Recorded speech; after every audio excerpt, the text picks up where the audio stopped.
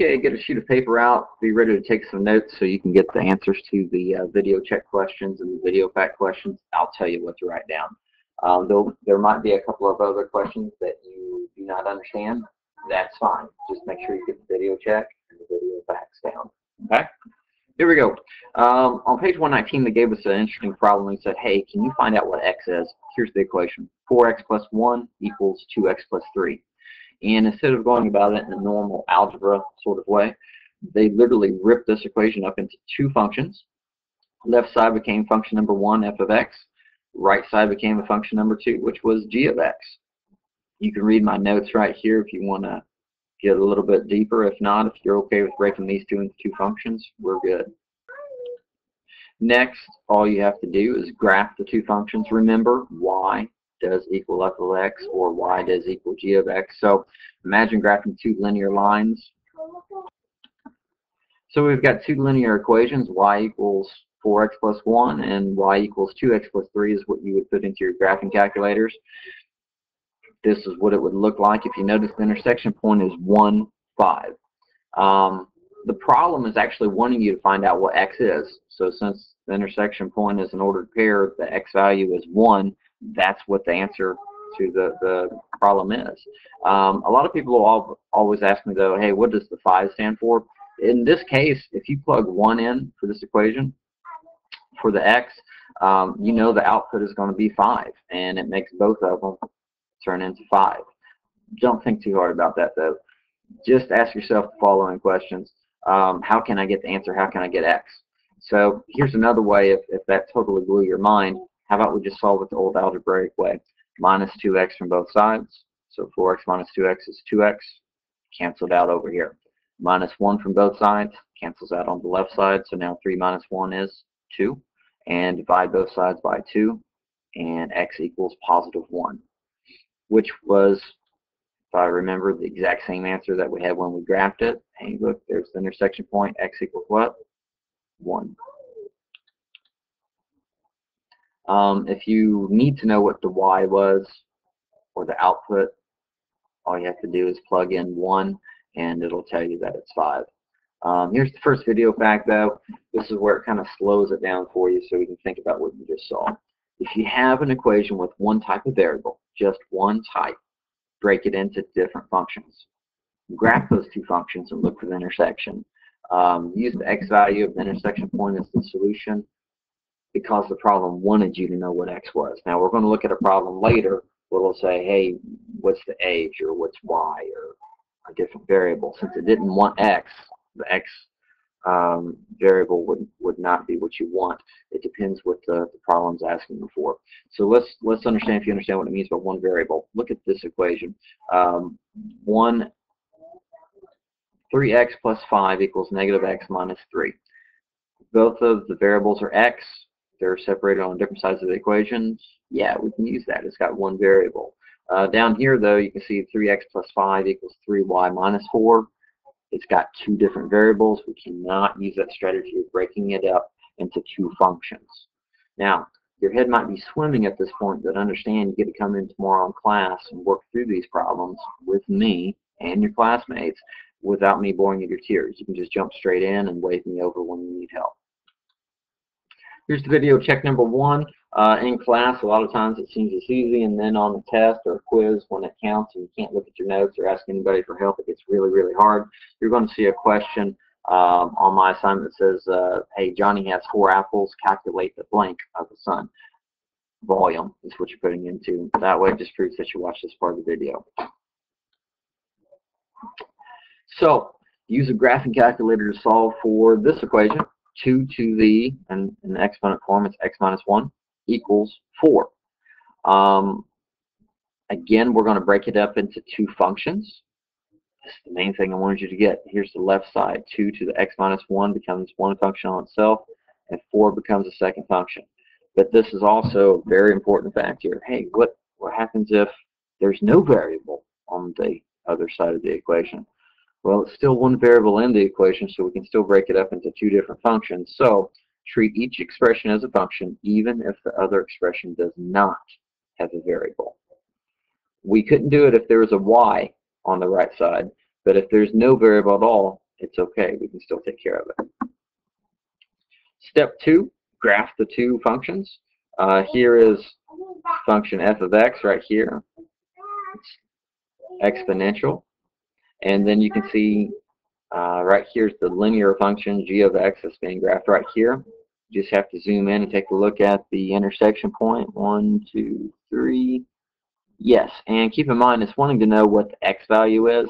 So look at the intersection point for the x value. It's positive 3, so x is 3. If you're trying to remember what the y value is for, that just means the output for both functions. In this case, 1, 2, 3, 4, positive 4 is the output.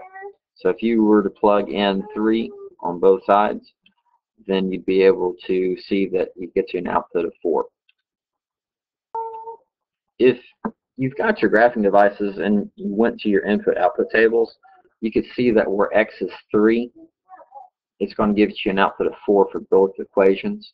I need to point out the fact that your y1 or your first equations might be a little different if you typed in 4 first. This is their f of x function that they've typed in. This would be the g of x equation, but you could enter them in different orders. It just depends on your preference. Just remember that if you look at y1, it's whatever you typed into your y1 field. These tables are very helpful when the graph is hard to read and you're having trouble zooming in. Sometimes you can just come in and take a look at the input-output tables and get the answer a little quicker. Just remember that. In an earlier lesson, I actually asked people to create an input-output table. You take the function, you take a value of x that you make up in your head and you plug it into the function and you figure out what its output is. So here the input was 0, that was x. So 0 minus 1, and I've got the work over here, 0 minus 1 is negative 1. 2 to the negative first power is 1/2, same as 0.5. 1 minus 1 is 0, so 2 to the 0 power is 1. And if x is 2, 2 minus 1 is 1, 2 to the first is 2. What about with the g of x function? There's no x here. 0 equals x for this row. Since there's no x, we just have to take what's there. It's 4.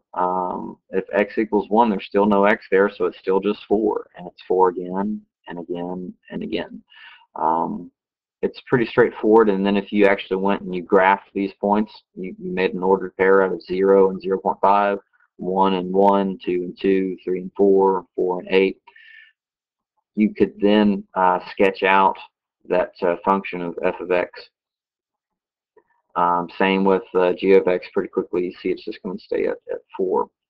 But if you have to make your own input-output table, it's there. Here's the second video check. I'm going to ask you what the number is. 612. Write it down. If you don't understand this problem right here, relax. This one's harder. It's in your book right there in lesson 16. It's the problem solving one. Karen and Cammie are twins. They came up with this riddle saying, hey, I'm negative 2x plus 3 years old, and my sister is negative 5x plus 1 years old. What's the value of x? What are their ages? So in this situation, it's actually going to be asking for two different things. Since they're twins, we can take their riddle and make their expressions equal to each other. So negative 2x plus 3 equals negative 5/2 x plus 1. And then because it's got one variable, we could break them down into two different functions and graph them. And then we would look for the intersection point. Keep in mind, this one's a little different, though. It's asking what's the value of x and what are their ages. Now, maybe their ages is the x value. Maybe their ages is a different value. We'll take a look at it. If we evaluate negative 2x plus 3 by itself, that's going to get us Kara's age. If it gets us negative 5/2 x plus 1, that's going to get us Cammie's age. So basically, we're going to determine their ages by evaluating that. We just need to figure out what x is. So it's their age. Here's where we go with the new strategy, breaking them down into two different functions. There's the first function. There's the second function. And if you go through and you graph it, I'm not going to show you the graph right now. If you graph it, the intersection point is going to be at negative 4, 11. So x is negative 4, The y coordinate is 11. How can we figure out the twins' age, though? I direct your attention back to the upper portion of the problem. Then evaluate either negative 2x plus 3 or negative 5/2x plus 1 to determine the twins' age. Remember, they said, hey, this is how old I am. We now know that x is negative 4. If we plug it in, we can know how old both of them are. So let's check both their ages at the same time. Here's the first twin. Here's the second twin. There's negative 4 being plugged into both of the expressions. Negative 2 times negative 4 is 8. Negative 5/2 times negative 4 is 10. Check it out in the calculator if you want. 8 plus 3 is 11. So is 10 plus 1. So the twins' age is 11. And if you remember, just above that, it said the y coordinate 11 represent the twins' ages. Starting to get a little confused? Remember, at the beginning of the problem, it said, hey, what's the value of x? What are their ages? If we had the value of x, we could figure out what their age is. So you just got to take it one step at a time and ask yourself, what's the problem want? Solve one problem at a time. Get x, then you can figure out what their ages are. And in this case, it turns out that their ages are also the y value of the intersection ordered pair. With more practice, you'll feel good about it. Let's go over and make sure you understand the basics of what I need for you by tomorrow. 1, can you break an equation down into 2 functions? 2, can you graph both functions on that same coordinate plane? And then where the intersection is, can you get the ordered pairs? If you can get those 3 pieces of information from this video, you're ready for tomorrow. Go to my webpage, click on class assignment Dropbox, and choose lesson 16 flip video, and that'll take you to the basic questions to answer. Have a great night. See you tomorrow. If you got questions, write them down. Bring them. See ya.